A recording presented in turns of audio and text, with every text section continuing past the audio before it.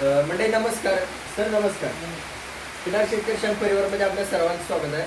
आज सरांची जी मोठी गाय आहे त्या गायीबद्दल माहिती ऐकतोय आणि आज सरांनी हे संगोपन किंवा ही गाई म्हणजे त्यांच्या गोठ्यातली आहे का बाहेरून आणले त्या गायीबद्दल आपण माहिती जाणून घेतोय. कारण का ही माहिती भविष्यात खूप महत्त्वाची आहे. हा व्हिडिओ जेवढा जुना होईल तेवढे या व्हिडिओमधून तुम्हाला खूप महत्त्वाचं शिकायला मिळणार आहे. सर या गायीबद्दल मला माहिती द्या. तुमच्या ही गाय कधीपासून आहे आणि कोणत्या बैलाची कोणत्या गायची? ही गाय आमचे मित्र श्रीकांत यांनी बापाने आम्हाला ही गाय छोटी असताना म्हणजे 3 महिने असताना आईबरोबर मी ही गाय आणली होती. म्हणजे आम्हाला आज त्यांनी अशीच दिलेली म्हणजे विकत वगैरे दिलेली नाही.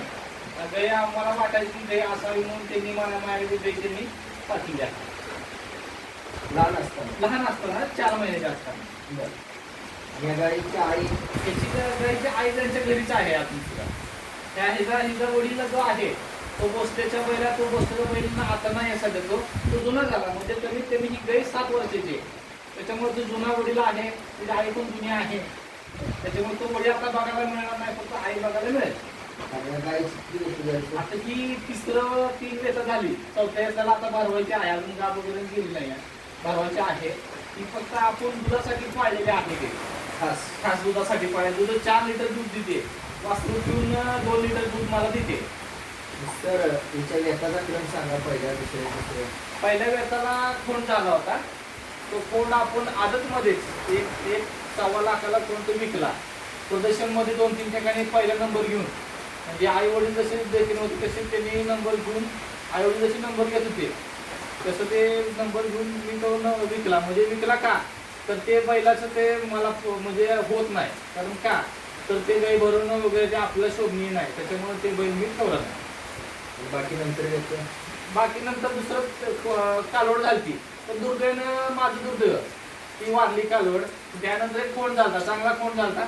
मध्येच परवा 1-2 महिन्यापूर्वी तो विकला. कोण शक्यतो मी ठेवत नाही. तो व्यापारी नेला कोण. कोण न्यायला पत्ता नंबर वगैरे नाही पत्ता नंबर नाही. सहज फिरत आलते.